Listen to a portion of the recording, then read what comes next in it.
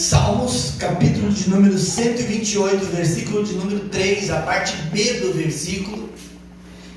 Vocês já ouviram muitas vezes alguém falar assim, vamos ler a parte B do versículo, a parte C, a parte D, já leram? Já viram algumas vezes as pessoas falarem isso ou não? Sim ou não? Não, nunca ouviram falar? Já ouviram alguns? Já ouviram? Bom, como é que a gente pode dividir o versículo A, a parte B, a parte C do versículo? Qual que é essa parte?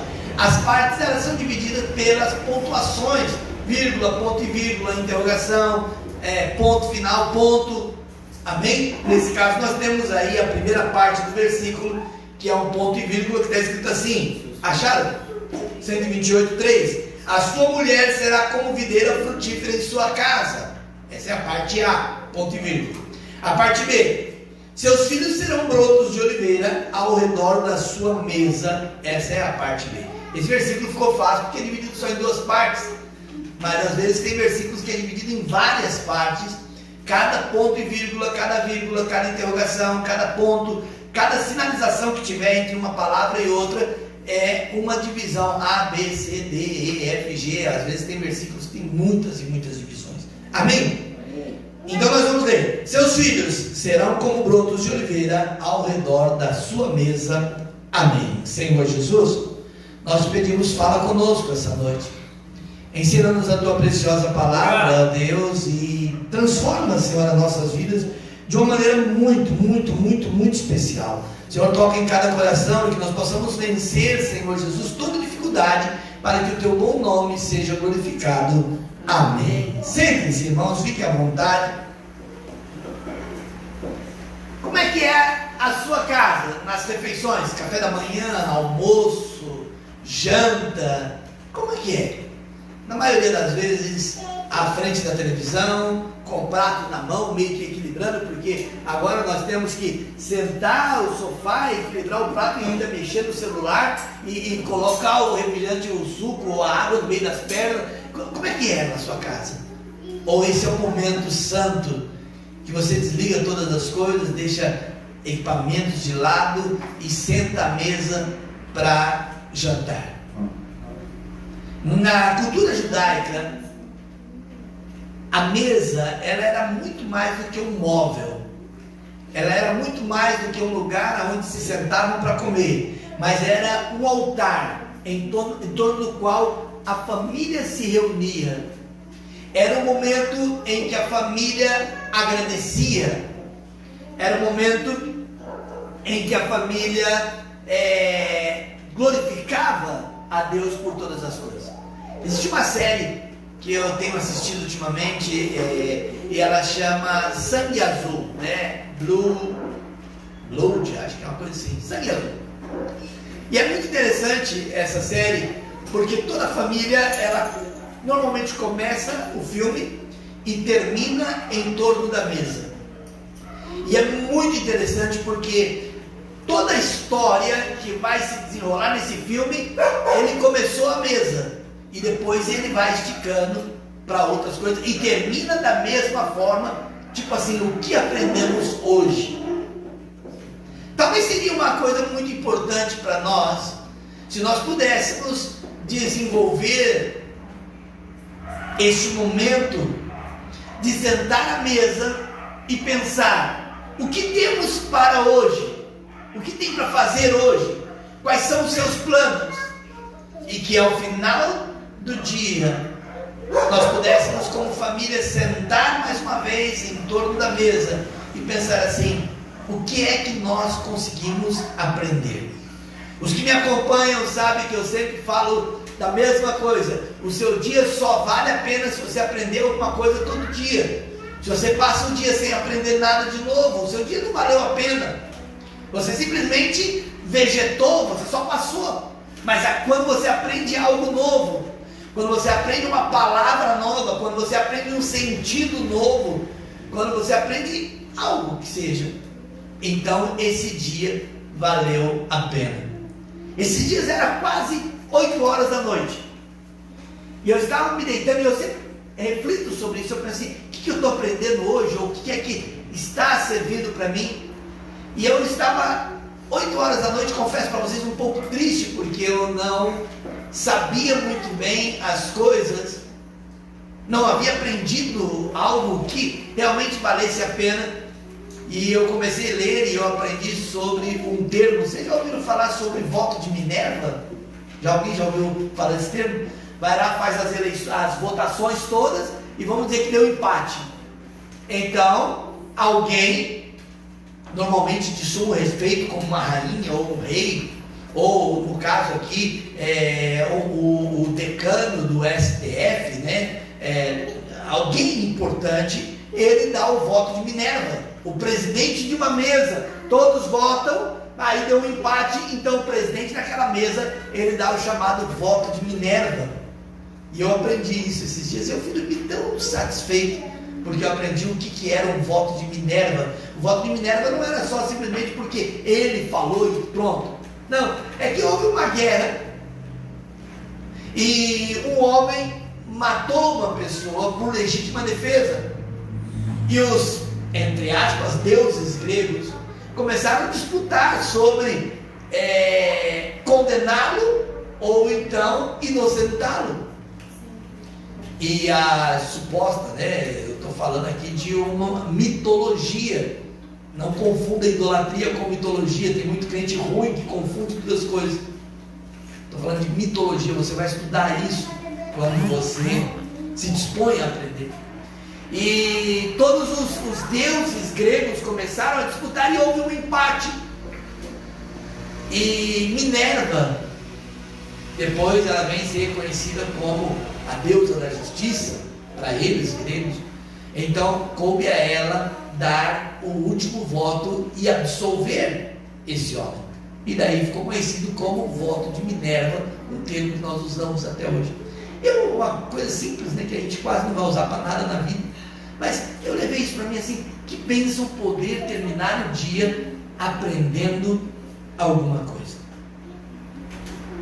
Talvez se nós começássemos amanhã almoçando, tomando café da manhã ou almoçando com a família e terminássemos o dia discutindo o que aprendemos, talvez a nossa casa ela seria muito diferente do que ela é hoje. A crise familiar, ela passa por uma desvalorização grandiosa, e essa desvalorização ela é visível no esvaziamento das refeições. E tudo começa com uma situação simples. Eu não posso parar agora de lavar a roupa, porque se eu deixar aqui vai entrar aqui boa demais aqui nos panos, aqui vai estragar o pano, vão comendo vocês, daqui a pouquinho eu vou. Ou então o homem está lá trocando, mexendo alguma coisa, eu já vou aqui, eu não posso parar aqui agora, porque senão pode dar alguma coisa errada, vão comendo, eu já vou. Tudo começa por algumas dificuldades que nós temos exatamente naquele momento, mas depois isso vai se alargando e alargando.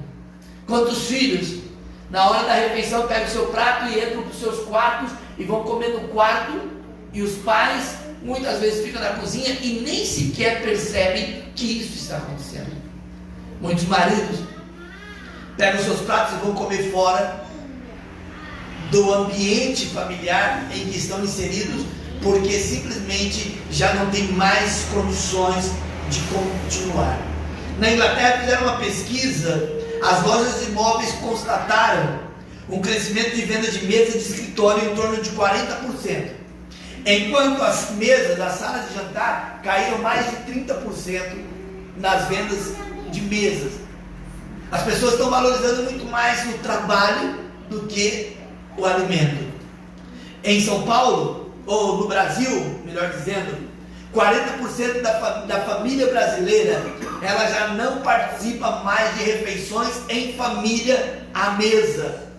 Para sentar à mesa e comer, só se tiver alguma visita, daí eles sentam. Caso contrário, cada um pega seu prato no próprio fogão. No próprio fogão, vai lá, nas panelas mesmo, coloca a comida no prato e leva e come e vão embora. Eu acho muito interessante, vocês veem que de vez em quando eu posto lá, eu preparo as comidas, eu coloco a mesa e eu gosto de tirar uma foto ali, e sempre dessa situação, e eu acho muito importante isso. Eu não gosto, minha esposa está aqui, ela sabe disso, eu não gosto que sirva arroz em panelas. Eu acho que tem que colocar no pote e colocar a mesa para comer. Eu não gosto que sirva feijão em panela. Eu não gosto dessa pressa para a comida, porque é um momento solene onde a família deve se reunir. Ah, mas vai fazer muita louça. Mas e daí? Lava. Ou então quebra e joga fora. Ah, mas irmãos, tirem o mais da família de vocês. Lembrem que o patrimônio maior e absoluto que tem na sua casa é a sua família. Não é um prato sujo, não é uma louça suja, é a sua família. 70% das famílias brasileiras fazem refeições com a TV ligada, não conseguem desligar a TV. 60%, 65% da população brasileira fazem refeições com o prato à mão, TV ligada e celular do lado. As pessoas hoje elas andam num sistema robotizado. E por que isso? Porque exatamente é o objetivo do inimigo: esvaziar a mesa, diminuir a comunicação e diminuir a importância de sentar à mesa. Porque lembra o que nós lemos no Salmos 128, versículo 3, você se lembra? Os seus filhos serão o quê? Brotos de oliveira à frente da televisão. Os seus filhos serão como brotos de oliveira, cada um com o seu celular à mão. Não, ao redor da sua mesa. Amém? Você tem ideia do que isso representa? Porque a gente quase nem tem árvore, apesar que aqui em Curitiba tem árvore para tudo quanto é canto, mas quase não se tem árvore. Bom, se você não sabe qual é a importância de uma oliveira, deixa eu lembrar o caso para vocês de uma viúva. Ela tinha 2 filhos, em determinado momento chegaram os cobradores e falaram assim: olha, seu marido ficou levando uma grana para nós, você tem que pagar. Ah, eu não tenho dinheiro, então nós vamos levar seus filhos como escravos. Então o dinheiro não era pouco, era muito dinheiro. Se você levar em consideração que José foi vendido como escravo por 30 moedas, e era um jovenzinho, imagina 2 meninos aí, no mínimo 60 moedas, isso pensando, fazendo um paralelo com José que não tem nem equivalência, somente estou usando para que vocês tenham uma ideia do que isso representava. No mínimo de 4 a 5 mil reais era dívida, e aqueles jovens, aqueles adolescentes, aqueles meninos seriam levados cativos. Ela ia ficar sem nada, não tinha INSS, não tinha aposentadoria. E aí o que falou o profeta para ela? O que você tem na sua casa? Aí ela falou: eu tenho uma TV de 32 polegadas e eu tenho um celular. É isso que ela falou? Foi isso? Não, o que tem na casa? Estou certo, não tem nada, não sei, um pouquinho de azeite. Tá, então você faz o seguinte: é azeite que você tem? Azeite é de oliveira, tá ok? Você vai e pega não poucas vasilhas, não poucas, muita vasilha, o que você conseguir, pega e leva para casa. E agora pega aquele pouquinho de azeite que você tem e começa a virar nas vasilhas e começa a encher. E ela foi enchendo, e a vasilha não, o azeite não acabava, e a hora que ela termina de encher, ou melhor dizendo, a hora que terminam os vasos, a hora que terminam os potes, a hora que termina os cântaros, enfim, o que você queira imaginar, a hora que termina de encher e ela pede: traz mais uma vasilha, e o menino fala: não, mas não tem mais. Aí para de gotejar ali e acaba. Ela corre até o profeta e fala: olha, eu enchi tudo. Aí ele falou: agora vai, vende, paga a dívida, primeira coisa, e com o que sobrar você vive. Então ela recolheu muito dinheiro. O que aconteceu ali? Aconteceu que houve a salvação da família, mas toda a família estava envolvida. Lembra que ela começa a derramar o azeite e fala para o filho: traz mais uma, e o menino traz mais uma, e o menino traz ali, e o outro já colocava o cheio aqui do lado. Houve uma industrialização da bênção ali, toda a família envolvida. Então, quando a Bíblia fala assim, que o seu filho serão como brotos de oliveira ao redor da sua mesa, lembra, os seus filhos serão bênçãos na sua casa. Mas para que eles sejam bênçãos na sua casa, precisa aprender a comer. à mesa. Precisa aprender a estar reunidos à mesa. Por quê, pastor? Eu vou te dar alguns motivos. Primeiro motivo, porque na mesa, ou melhor, a mesa é um lugar teológico. É a mesa em que se ministra a palavra de Deus aos filhos, à esposa, ao marido. É a mesa. É na mesa onde a pessoa se reúne e mesmo que não queira, é obrigado a orar. É a mesa que a pessoa se reúne e mesmo que não queira, quando vai colocar, mas só tem isso para comer, e o pai e a mãe falam, aprenda a agradecer a Deus, porque tem gente lá fora que não tem esse alimento aqui. É a mesa em que eles podem cada um orar e falar, Senhor, obrigado por esse alimento. Então, a mesa, primeiro de tudo, é um lugar teológico. Quando todos estão em torno da mesa, todos têm a oportunidade de aprender coisas grandes da parte de Deus. Amém? A mesa é um lugar de celebração. Cabe ao pai da família ensinar, cabe à mãe, nesse caso, muitas vezes, ressaltar a bênção da vida do dia a dia. Não, a mesa, ela não é igual a beira do fogão, irmão, que se faz uma fila, não é assim? Por mais que tenha só 3 pessoas na casa, mas faz uma fila, deixa o primeiro pega, e ele vai pegando, e vai descendo para... Não, a mesa não tem fila. A mesa é um lugar de celebração, porque espera todos ali do lado, todos igual. De igual forma, espera do lado ali que um possa tirar um pouquinho de alimento, o outro tira outro pouquinho de alimento. Aqueles mais, eu aprendi essa palavra aqui, por isso que eu falo de aprender muito bom. Em São Paulo não usa a palavra esganifados, eu aprendi aqui essa palavra, eu não conhecia ela. Aqueles mais esganifados, a mãe contou lá, como nós somos aqui, somos em 4, então eu vou fazer um bifinho para cada um, e coloca daí aquele mais esganifado, vai lá e mete o garfo e pega logo 2, porque ele está primeiro na fila. E o de trás vai faltar para alguém, porque a mãe contou, temos 4 bifinhos, e colocou, e o que acontece? É lá na mesa, que vai falar assim, você está zoiudo demais, devolve um. Aprenda que não tem só você para comer. Amém? Amém, irmãos? Você começa a ver a diferença que a sua família começa a viver, esse lugar de celebração. E quando eu gosto muito daquele programa Todo Mundo Odeia o Chris, né? E você percebe que é uma prática deles sempre estar reunido à mesa. E foi muito engraçado uma certa ocasião que o Chris forjou umas notas erradas lá na escola e ele foi para a mesa e a mãe falou, você tirou um A, meus parabéns, então você pode escolher o que você quer comer hoje. E ele escolheu o cardápio da janta e a mãe preparou tudo ali daquela forma porque ele tinha feito. Então é um lugar de celebração, é um lugar onde se pode celebrar. Depois descobriram que ele não tinha, e daí ficou ruim para o Cristo, porque todo mundo odeia ele, já diz no filme assim, né? Ficou caro para ele depois a brincadeira, mas o momento da celebração. Irmãos, não acredite que o que eu estou falando hoje aqui é algo banal, mas é algo que a palavra de Deus fala. Os seus filhos serão como brotos de oliveira ao redor da mesa. É um lugar onde você pode celebrar a alegria de um filho estar ficando um pouco mais velho. As pessoas têm algumas ideias sobre o aniversário, né? E isso tudo vai muito bem. E às vezes alugam lugares e fazem festa e decoram e gastam dinheiro, ok, amém?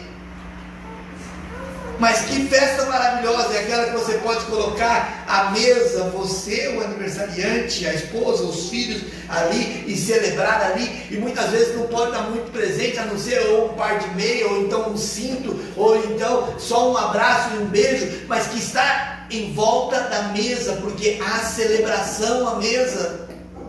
A mesa é um lugar de discipulado, na cortesia de passar o alimento, passa para mim tal coisa, e o outro passa o alimento, de repartir o alimento, na cortesia de colocar o refrigerante no copo e passar para o outro, esse raro momento de servir o próximo, porque nós vivemos em um momento que nós queremos ser servidos, que me façam para mim, que tragam para mim, que me deem o que eu quero. Mas quando se está à mesa, então alguém fala, por favor, me passa a salada, e você prontamente passa a salada. Por favor, você pode pôr um pouquinho de refrigerante, e o outro vai e te serve. E aí você vai aprendendo que mais bem-aventurado é dar do que receber. Vale ressalvar que deve-se evitar com frequência alguns assuntos tensos à mesa. Entenda uma coisa: a mesa, ela é um lugar de discipulado, mas ela não é um lugar para discussões na hora do almoço, brigas, ou temas profundos que ou a pessoa vai refletir, ou ela vai se sentir mal, vai levantar. Não, é um momento de alegria. Não importa o que você vai almoçar, não importa se hoje, quando você vai jantar ou alguma coisa assim, você vai comer, não importa. Não é um alimento que está definindo se vale a pena ter comunhão ou não. É a sua família, o seu bem maior, o seu patrimônio maior. A mesa, ela é um lugar de unidade. Seja uma mesa redonda, uma mesa retangular, ou até umas triangulares que eu já vi. Aqueles que estão à sua volta, eles, se quiserem, eles podem dar as mãos e formar um círculo e orar a Deus. Quando todos estão no mesmo nível, não tem um nível maior ou um nível menor. Na casa, esse momento da família, em torno da mesa, na hora das refeições, ele precisa ser valorizado. E por quê? Porque nós, como pais, nós abençoamos os nossos filhos em torno da mesa. Lembre-se sempre que o texto diz: seus filhos serão como brotos de oliveira ao redor da mesa. Ali na mesa, seus filhos serão abençoados pelo pai e pela mãe. É ali que emana a bênção. Irmãos, não se esqueçam jamais disso. A bênção de Deus, ela não flui simplesmente de um altar ou de quando nós estamos aqui. Claro que Deus tem bênção aqui, isso é óbvio. Mas quando você vai para casa, você sai de um culto abençoado e você se reúne à mesa, você levanta as mãos para abençoar a sua casa e você abençoa o seu lar, ali o Senhor ordena a bênção da vida para sempre. Ali o Senhor ordena a graça, a comunhão. Então eu gostaria que nós pensássemos aqui essa noite: será que sentar em torno da mesa seria apenas um exercício de tradição? Ou será que ele é muito mais um exercício abençoador no nosso lar? Essa é uma das marcas de toda família bem-sucedida. Quer ser bem-sucedido? Quer ver que seus filhos cresçam e sejam bem-sucedidos? Sentem-se à mesa e os abençoe. Sentem-se à mesa e os abençoe. Não abra mão desse tempo e da qualidade do tempo. Não, volto a repetir para você: pouco importa o que você vai colocar à mesa. Pouco importa. Pouco importa se você vai dividir um ovo por 4, porque é tudo que vocês têm de alimento. Não, isso não importa. O que importa é o tempo que você vai ter ali. E lembre que esse tempo tem que ter qualidade. Grave isso, principalmente os irmãos que podem. Claro que tem alguns casos que não podem, mas os irmãos que podem, gravem isso. Fixem um horário de almoço para a casa de vocês. Ó, esse aqui é a hora que a gente para almoçar. E habituem-se a almoçar nesse horário. Não porque o estômago perde, não porque há desespero para comer, mas porque a família precisa estar à volta da mesa naquele momento e compreender que os almoços fora de casa, as comidas que nós fazemos às vezes na rua, elas são exceções, e a regra é a família estar à roda da mesa. E por que isso, pastor? Para que os seus filhos, para que os meus filhos, eles sejam como brotos de oliveira. Amém? Ou seja, eles sejam prósperos, eles sejam frutíferos, eles sejam abençoados e sejam abençoadores. Não abra mão, jamais. Tem muitas coisas que nós podemos abrir mão, muitas coisas. Com o passar do tempo, você vai perceber que você vai ficar mais tempo acordado do que dormindo. Com o passar do tempo, você vai perceber que você vai querer ficar mais tempo sentado do que em pé. E você vai abrindo mão de muitas coisas. Mas nunca, jamais abra mão de sentar à mesa. Uma certa ocasião, um velho, já com Parkinson, e toda vez que ele ia comer, e ele pegava o o seu garfo ou a sua colher, então ele tremia e ele colocava na boca e derramava. Ele pegava o copo de leite e virava. E aí então o pai era o velho, então o filho pegou e falou assim: olha, vamos colocar uma mesinha no canto da casa, para que o velho possa comer ali, para ele não fazer tanta sujeira, porque a mulher reclamava: de novo vou ter que trocar o pano, porque tem outras coisas, irmãs. E aí aprenda uma coisa: parem de reclamar, vocês reclamam demais, abençoem mais. Mas é uma mania de tudo reclama. Se tá sol, tá reclamando. Se tá chovendo, tá reclamando. Se põe um pano de prato, tá reclamando. Se não põe um pano de prato, tá reclamando. Nem graças a Deus. E a mulher reclamando toda vez. Então o marido foi lá e pegou uma mesinha no canto e colocou para o pai ali. E enquanto todos estavam comendo aqui, o velho estava sentado lá no canto, fazendo as suas porquices, derramando as suas coisas. E volta e meia, quebrava um prato. Então daí substituíram e colocaram um pratinho de plástico para ele. E substituíram o copo de vidro e colocaram um copo de vidro de plástico para ele também. E aí ele comia e ele derramava tudo. E todas as vezes que ia lá, a nora ficava: essa porquice, essa sujeira, e ficava limpando.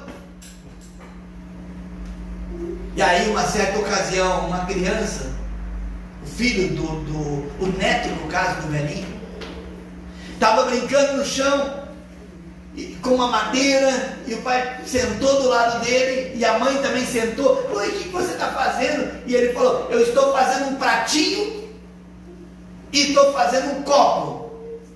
Para quê? Para quando vocês ficarem velhos, eu ter uma mesinha daquela para vocês também ficar, para mim poder sentar com a minha esposa na minha mesa. Gravem isso, pais. A boca de vocês ensina para os seus filhos o que deve e o que não deve fazer. Então, antes de vocês pegarem, amaldiçoarem, reclamarem, zombarem na frente dos seus filhos, aprendam: eles vão fazer isso com você amanhã. Amanhã. É duro isso, né? Mas exatamente como você faz, eles farão com você amanhã. Se você não quer que seus filhos maltratem vocês, mulheres, não quer que seus filhos te maltratem, então não maltrate o seu esposo na frente dos seus filhos. Maridos, se vocês não querem que as suas mulheres, que os seus filhos te maltratem amanhã, não maltrate a sua esposa na frente dos seus filhos. Se vocês não querem que os seus filhos percam o respeito pelos mais velhos, não perca vocês o respeito pelos mais velhos na frente dos seus filhos. Se vocês não querem que os seus filhos sejam racistas, não sejam vocês racistas na frente dos seus filhos, porque ninguém nasce racista, ninguém nasce homofóbico, ninguém nasce dessa forma. Nós vamos desenvolvendo isso, e os nossos filhos vão aprendendo o que nós somos. Por isso eu gosto muito dessa ideia. Certo momento, um pai estava andando e falou para o filho assim: meu filho, toma muito cuidado por onde você anda. E o menino, sem olhar e sem discutir, falou: não, papai, toma cuidado você, porque eu estou pisando exatamente onde o senhor está pisando. Então, conforme o pai dava um passo, a hora que ele tirava, o filho ia lá e pisava igual. Eu estou pisando exatamente igual aonde o senhor está pisando. Então não adianta, irmãos. A Bíblia diz: seus filhos serão como brotos de oliveira ao redor da sua mesa. A mesa é um lugar de bênção. A casa é um lugar de satisfação. Mas nós precisamos aprender a desenvolver métodos e mecanismos simples de bênção para que o nosso lar possa ser abençoado. Quando Josué terminou a saga dele, ele não chegou em casa e fez uma reunião: pessoal, o que vocês acham? Olha, está todo mundo aí adorando os deuses além do Eufrates, outros estão adorando os deuses amalequitas. O que vocês acham que nós vamos fazer? Ele não precisou fazer isso. Ele simplesmente chegou diante do povo e falou assim: olha, vocês aí julguem o que vocês querem fazer. Se vocês querem adorar os deuses além do Eufrates, que os seus antepassados fizeram, se vocês querem adorar os deuses amalequitas em cuja terra vocês estão, façam o que vocês querem, mas eu e minha casa serviremos ao Senhor. E por que ele pôde falar com essa autoridade? Porque ele aprendeu que era ao redor da mesa, em volta da mesa, que ele ordenava a bênção familiar. Fica de pé, por favor. Vamos orar ao Senhor, vamos para casa? Vamos orar ao Senhor e agradecer a Deus por este momento. Senhor Jesus Cristo, obrigado. Obrigado por tua preciosa palavra, obrigado por este momento que o Senhor nos concede, Senhor. Agora, Senhor